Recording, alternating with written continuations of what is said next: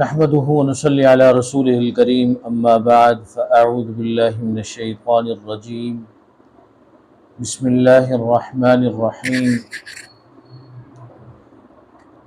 يا ايها الذين امنوا كتب عليكم الصيام كما كتب على الذين من قبلكم لعلكم تتقون یا ایھا الذین آمنوا اے ایمان والو تم پر روزہ فرض کیا گیا ہے، کتب علیکم الصیام تم پر روزہ فرض کیا گیا ہے، کما کتب علی الذین من قبلکم جیسے کہ تم سے پہلوں پر روزہ فرض کیا گیا، لعلکم تتقون تاکہ تم تقوی اختیار کر لو۔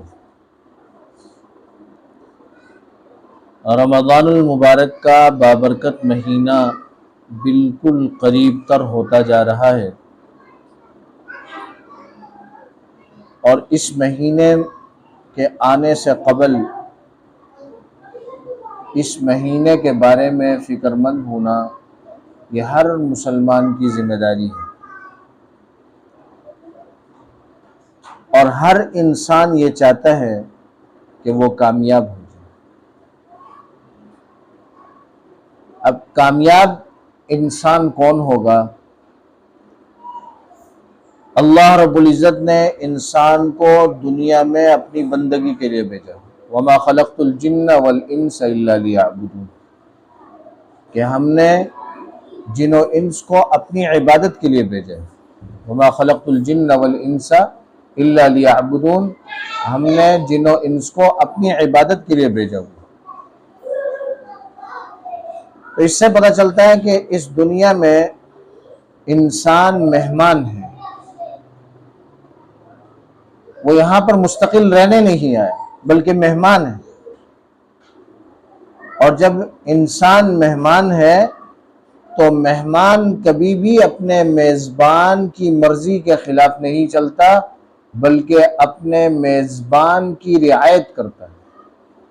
تو جب ہم دنیا میں مہمان ہیں تو ہمارا میزبان اللہ رب العزت ہے، اور اللہ رب العزت نے سورۃ الملک میں ارشاد فرمایا الذی خلق الموت والحیات لیبلوکم ایکم احسن عملا، کہ اللہ رب العزت نے موت اور زندگی کو پیدا ہی اس لیے کیا کہ اللہ یہ جاننا چاہتے ہیں کہ کون سا بندہ اچھا عمل لے کر آئے۔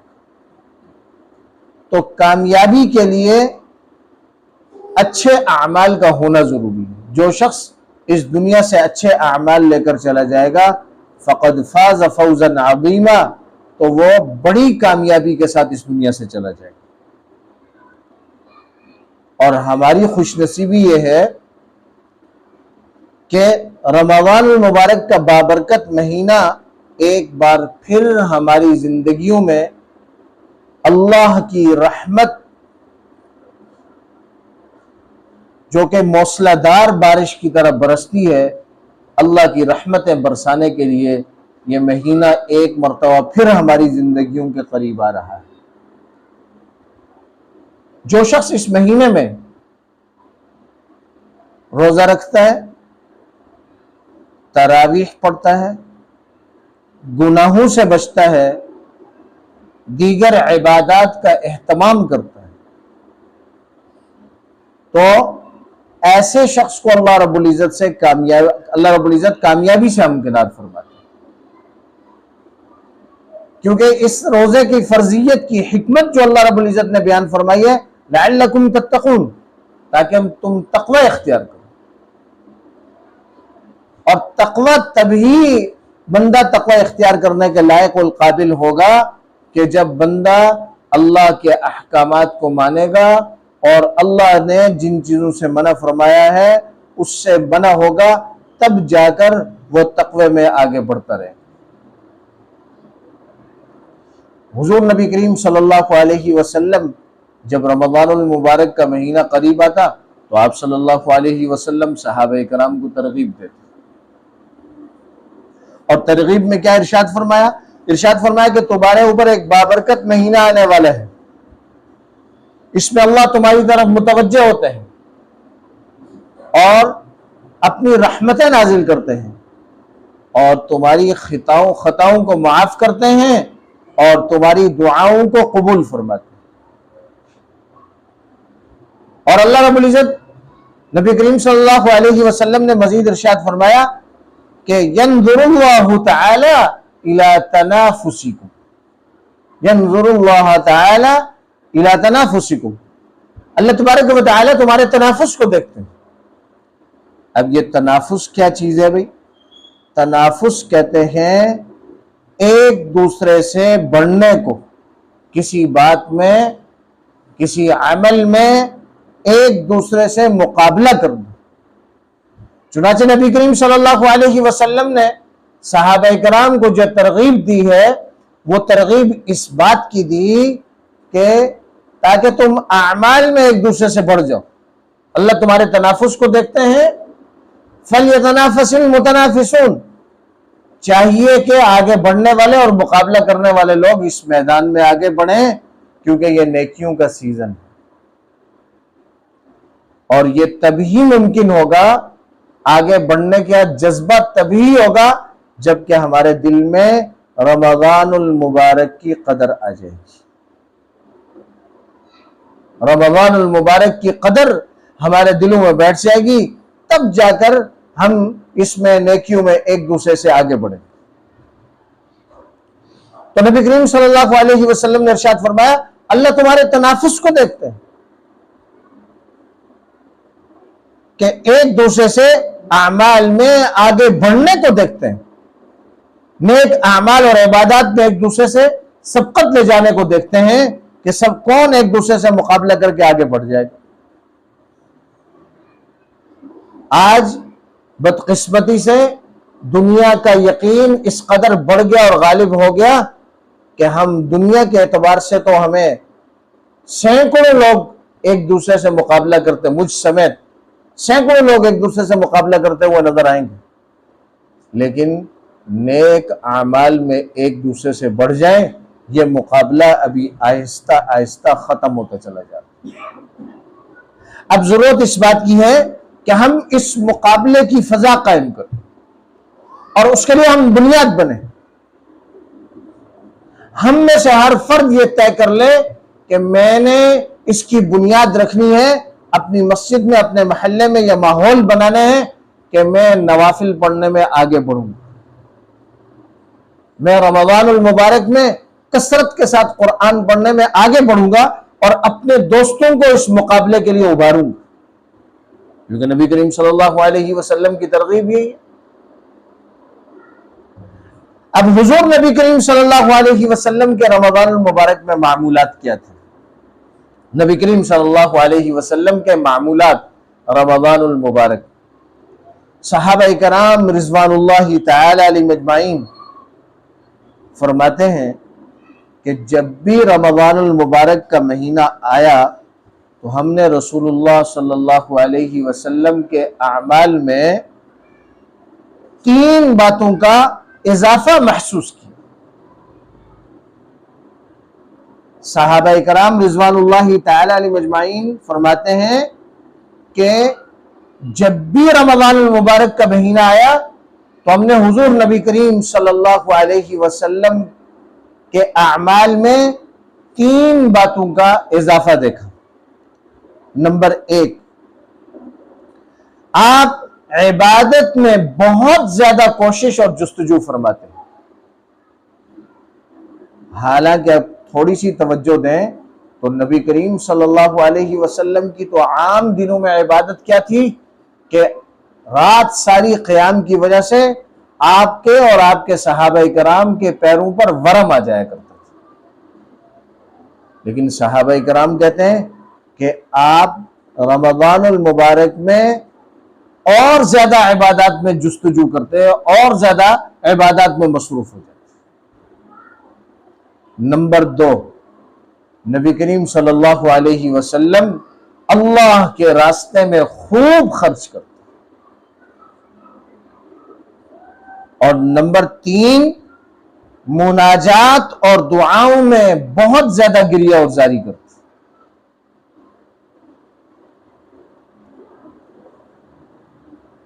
اگر ان تینوں چیزوں کو دیکھا جائے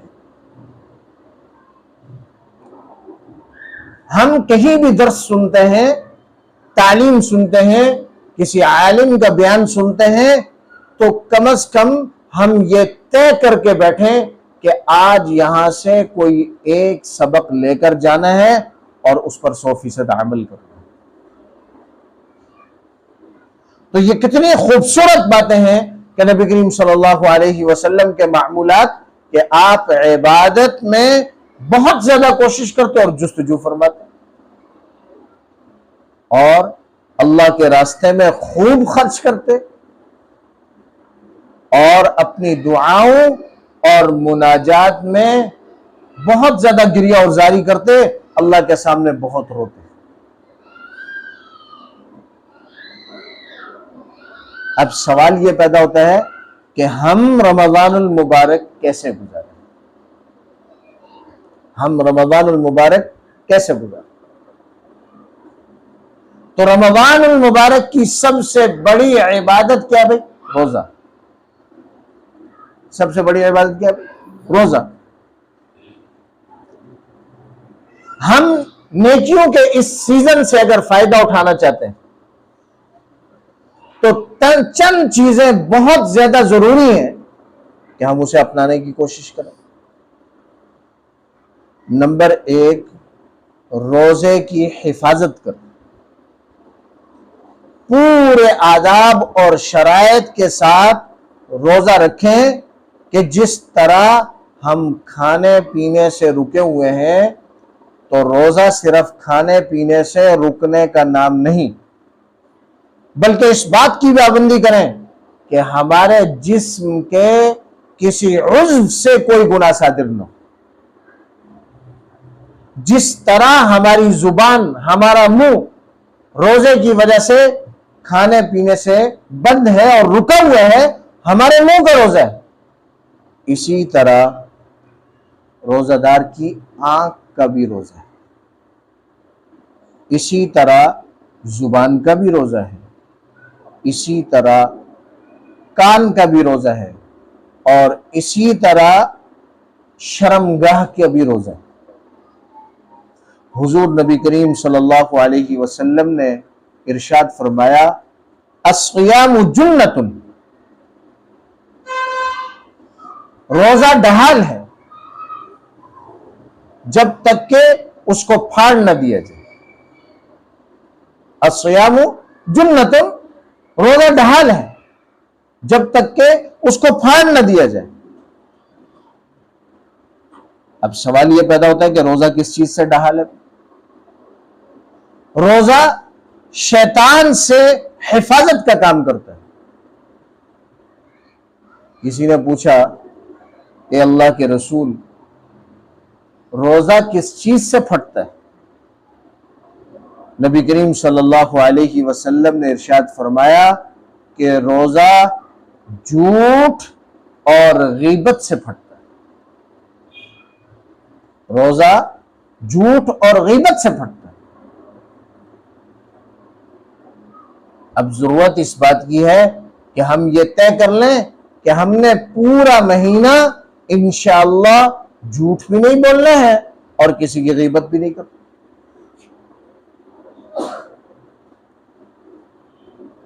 اسی طرح ایک حدیث میں نبی کریم صلی اللہ علیہ وسلم نے ارشاد فرمایا کہ کتنے ہی لوگ ہیں جن کو روزے سے سوائے بھوک اور پیاس کے کچھ نہیں ملتا۔ کیوں؟ وہ روزہ رکھ رہے ہیں اور اس کے ساتھ ساتھ جھوٹ بھی بول رہے ہیں، روزہ رکھ رہے ہیں، غیبت بھی کر رہے ہیں، روزہ رکھ رہے ہیں، ملاوٹ بھی کر رہے ہیں، روزہ رکھ رہے ہیں، کسی کا حق بھی مار رہے ہیں، روزہ رکھ رہے ہیں، اور اس کے ساتھ ساتھ لوگوں کے حقوق بھی ادا نہیں کرتے۔ تو سب سے پہلی اور بنیادی بات کہ ہم رمضان المبارک کیسے گزاریں، تو اس کی بنیاد یہ ہے کہ ہم اپنے روزے کی حفاظت کریں۔ جب ہم روزے سے ہیں تو جس طرح اللہ کا حکم سمجھ کر ہم کھانے پینے سے رکے ہوئے ہیں، تو اسی اللہ نے جتنے احکامات ہمیں دیے ان تمام احکامات پر عمل پیرا ہونے کی کوشش کریں۔ آج ہر مسلمان کا اس بات پر ایمان ہے کہ وہ روزے سے ہے اور بھوکا اور پیاسا ہے، بند کمرہ ہے، اسے کوئی نہیں دیکھ رہا، ٹھنڈا پانی موجود ہے، کھانا دستیاب ہے، اگر وہ کھانا چاہے اور پینا چاہے تو اسے کوئی روکنے والا نہیں ہے، لیکن اس کا ایمان ہے کہ میرا روزہ ہے، نہ تو میں کھاؤں گا نہ تو میں پیوں گا، حالانکہ کوئی دیکھ نہیں رہا۔ وجہ کیا ہے کہ اس نے اپنے اللہ کا یہ حکم سمجھ کر روزہ رکھا ہو۔ تو اسی طرح جس اللہ نے روزے میں کھانے پینے سے منع فرمایا، اسی اللہ نے جھوٹ سے منع کیا،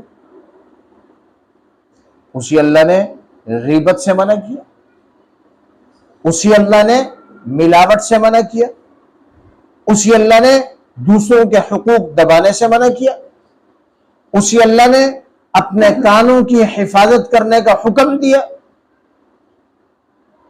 لغویات اور فضولیات سننے سے منع فرمایا۔ جب انسان اس کی پاسداری کرے گا تو نبی کریم صلی اللہ علیہ وسلم کے ارشاد کے مطابق الصیام جنۃ، روزہ ڈھال ہے، اس کو شیطان سے اس کی حفاظت کرے۔ اور اگر ان کی رعایت نہیں رکھیں گے تو پھر نبی کریم صلی اللہ علیہ وسلم کا یہ ارشاد کہ کتنے ہی لوگ ایسے ہیں جن کو روزے سے سوائے بھوکا اور پیاسا رہنے کے کچھ نہیں ملتا۔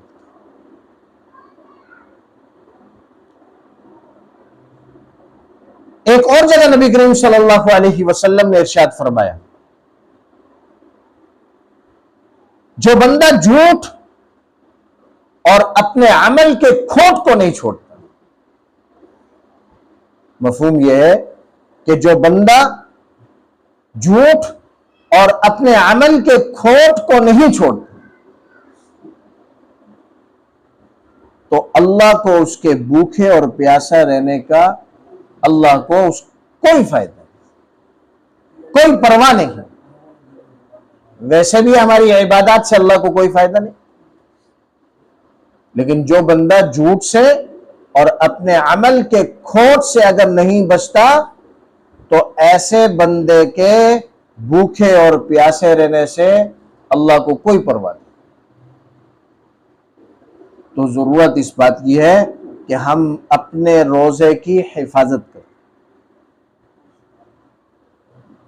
اب رمضان المبارک میں ایک اور بات جو ہے بھئی ہمارے سامنے رہتی ہے کہ ہمارے بعض دوست احباب کہتے ہیں کہ روزہ بہت لگ رہا ہے، اس کی وجہ کیا ہے؟ روزہ زیادہ لگنے کی وجوہات پرہیزگاری کو چھوڑنا ہے، پرہیزگاری کو چھوڑنا ہے۔ آپ اس کا مشاہدہ بھی کر سکتے ہیں کہ جو شخص رمضان المبارک میں گناہ کرتا ہے ایسے شخص کو روزہ زیادہ لگتا ہے، جو غیبت کرتا ہے اسے روزہ زیادہ لگتا ہے، جو گالم گلوچ اور بد اخلاقی کا مظاہرہ کرتا ہے اسے روزہ زیادہ لگتا ہے، اور جو آدمی قرآن کی تلاوت میں وقت گزار دے حالانکہ تسلسل سے قرآن پڑھ رہا ہے اس کا حلق خشک ہونا چاہیے، لیکن کثرت سے قرآن پڑھنے والے کو روزہ نہیں لگتا۔ اور جتنے حفاظ قرآن تراویح سناتے ہیں آپ جا کر ان سے پوچھ لیجیے، جب تک ان کا قرآن ختم نہیں ہوتا اس وقت تک انہیں صبح سے شام تک روزے کا پتہ ہی نہیں چلتا۔ کیوں؟ وہ تسلسل کے ساتھ تراویح کی تیاری کرنے کی وجہ سے قرآن تسلسل سے پڑھ رہے ہوتے، گناہوں سے بچے ہوئے ہوتے تو انہیں روزہ نہیں لگتا۔ اور جب قرآن ختم ہو جاتا ہے تو کچھ لغویات میں جب لگنے لگ جاتے ہیں تو انہیں بھی روزہ لگنا شروع ہو جاتا ہے۔ چنانچہ روزہ لگنے کی بڑی وجہ یہ ہے کہ پرہیزگاری کو چھوڑ دینا، پرہیزگاری کو چھوڑنے کی وجہ سے، گناہوں کی طرف جانے کی وجہ سے روزہ لگتا ہے۔ تو پہلا عمل رمضان المبارک ہم کیسے گزارے؟ تو ہمیں اپنے روزے کی حفاظت کرنی چاہیے۔ نمبر 2، عبادت کی کثرت، عبادت کی کثرت سے عبادت کریں، مسجد میں رہنے کی عادت ڈالیں اور مسجد کے آداب کی رعایت ملحوظ خاطر۔ نمبر 3، دعاؤں کی کثرت کے ساتھ اللہ کے ساتھ دعائیں مانگیں، اللہ سے دعائیں مانگیں۔ اور میں تو یوں عرض کروں گا کہ جس شخص کے پورے سال کے جتنے معاملات ہیں، اگر کوئی شخص اپنے سارے معاملات حل کروانا چاہتا ہے تو رمضان المبارک کا یہ قیمتی مہینہ اپنے مسائل حل کروانے کا مہینہ۔ اگر کسی کو اپنا مکان چاہیے تو پورے رمضان المبارک میں سحری اور افطاری میں خصوصیت سے دعا کرے کہ یا اللہ ہمیں دیندار بنا دے، خاتمہ ایمان پر فرما دے اور اپنے رہنے کے لیے اپنا گھر نصیب کر۔ کوئی اگر یہ چاہ رہا ہے کہ میرا قرض ختم ہو جائے، میں خوشحال ہو جاؤں، تو اسے چاہیے کہ سحری اور افطاری دونوں میں روزانہ یہ دعا کرے کہ یا اللہ مجھے قرض سے نجات دلا دے اور مجھے معاشی اعتبار سے خوشحال کر۔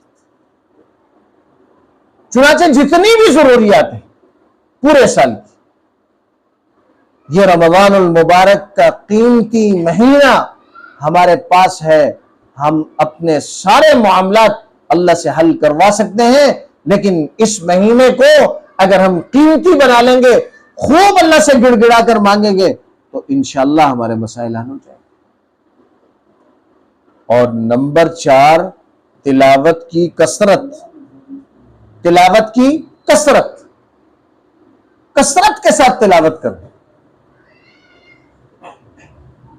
اور تلاوت کرنا کوئی مشکل کام نہیں، 5 پارے روزانہ پڑھنا کوئی مشکل عمل نہیں، لیکن بندہ یہ عزم کر لے کہ میں نے ہر نماز کے ساتھ 1 پارہ پڑھنا، ہر نماز کے ساتھ، فجر میں 1 پارہ، ظہر میں 1 پارہ، عصر میں 1 پارہ، مغرب میں 1 پارہ، عشاء میں 1 پارہ۔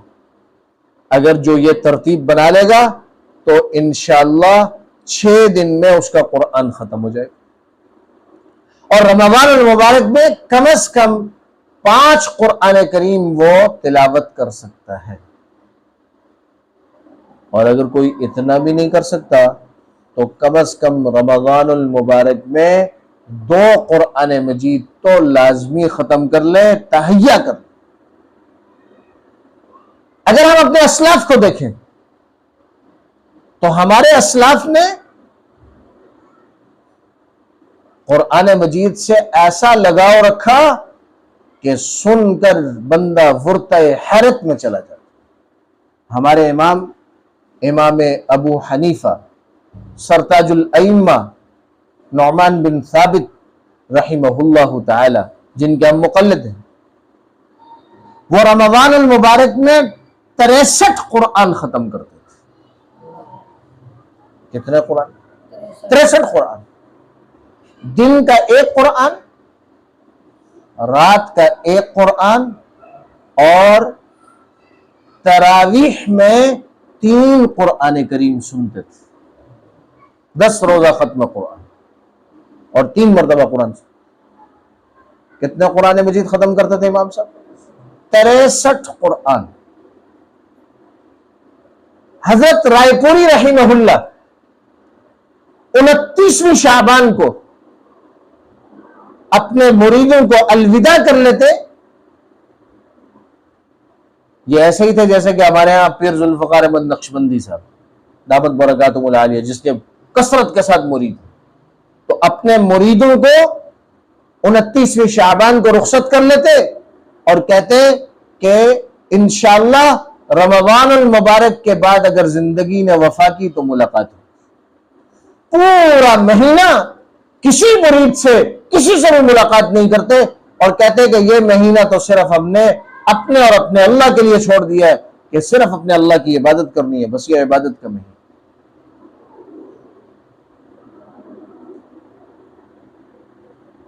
اسی طریقے سے جنگ آزادی کے سرخیل شیخ الہند محمود حسن رحمہ اللہ تعالی، ان کا رمضان المبارک میں معمول یہ تھا کہ ایک اپنے مرید حافظ قرآن کو رمضان المبارک میں اس بات کے لیے طے کر لیتے کہ پوری رات آپ نوافل میں قرآن پڑھتے رہیں گے اور میں پوری رات سنتا رہوں۔ کچھ دن گزرے تو گھر کی مستورات نے بچوں کے ذریعے قاری صاحب سے کہلوایا کہ حضرت شیخ الہند کی طبیعت خراب ہے، سنبھلے گی نہیں، آپ کسی دن کہہ دیں کہ بھائی میری طبیعت آج ٹھیک نہیں ہے لہٰذا میں قرآن نہیں سنا سکتا، تو آپ کا عذر قبول کر لیں گے، اپنے بارے میں کبھی نہیں مانیں گے۔ تو قاری صاحب نے ایک دن کہہ دیا کہ حضرت جی آج جو ہے میں قرآن نہیں سنا سکتا۔ حضرت نے فرمایا کہ تھوڑا سا قرآن مجھے سنا کر آپ آرام کر لیں، اور وہ تھوڑا سا قرآن کیا تھا بھائی؟ 2 پارے سنا کر آرام کر لیں۔ تھوڑا سا قرآن کیا تھا بھائی؟ 2 پارے۔ حضرت قاری صاحب 2 پارے پڑھ کے آرام کرنے لگ گئے۔ حضرت نے چراغ بجھایا اور قاری صاحب کی جیسے ہی آنکھ لگی تو ان کے پیر دبانے لگے، اور حضرت قاری صاحب کی جب آنکھ کھلی تو انہوں نے دیکھا کہ میرے شیخ میرے پیر دبا رہے، تو بڑے ہڑبڑا کر اٹھے کہ حضرت، کہا جی آپ ہی نے تو کہا تھا کہ آپ کی طبیعت ٹھیک نہیں ہے، میں نے چاہا کہ میں تھوڑی آپ کی خدمت کر کے اپنے اللہ کو راضی۔ کہا جی اگر آپ سوئیں گے نہیں تو پھر کیا ضرورت ہے مجھے آرام کرنے کی؟ پھر دوبارہ وضو کر کے آئے اور قرآن پڑھنا شروع کر دیا کہ آپ نے جاگ کر ہی رمضان کی رات گزارنی ہے اور عبادت میں ہی گزارنی ہے تو پھر قرآن سنتے۔ گرامی قدر سامعین، ہم جو اپنے اسلاف کی باتیں کرتے ہیں اور ان کے بڑے بڑے چمکتے ہوئے ناموں کو آج رحمہ اللہ کے ساتھ پڑھتے ہیں، وہ نام ایسے ہی بڑے نہیں ہوئے، انہوں نے غفلت کی زندگی نہیں گزاری، انہوں نے عبادات کے اندر اپنے آپ کو کھپایا ہے۔ اور آج رمضان المبارک میں اگر کوئی شخص روزہ نہ رکھ سکے، تراویح نہ پڑھ سکے اور قرآن کی تلاوت کثرت سے نہ کر سکے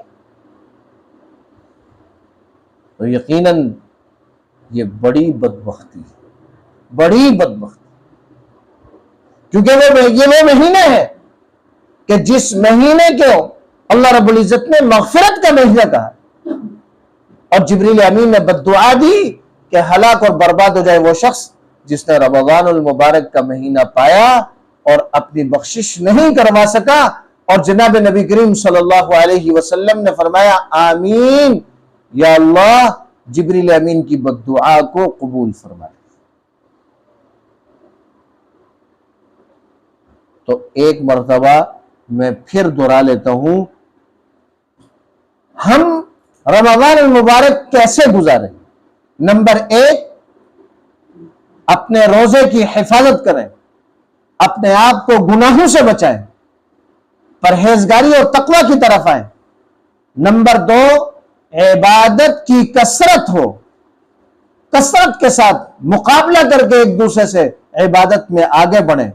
نمبر 3، دعاؤں کی کثرت، سحری اور افطاری میں خوب گڑ گڑا کر اللہ رب العزت سے دعائیں مانگیں، اپنے لیے بھی اور ہمارے لیے بھی۔ اور نمبر 4، قرآن مجید کی تلاوت کثرت کے ساتھ۔ اگر انشاءاللہ ان 4 اعمال کے ساتھ ہم نے رمضان المبارک کا مہینہ گزارا تو اللہ تبارک و تعالی سے امید ہے کہ انشاءاللہ آخری رات مغفرت کا پروانہ ہمیں بھی ملے گا۔ اللہ تبارک و تعالی سے دعا ہے کہ اللہ رب العزت جو کہا سنا عمل کی توفیق عطا فرمائے۔ وآخر دعوانا ان الحمد للہ رب العالمین۔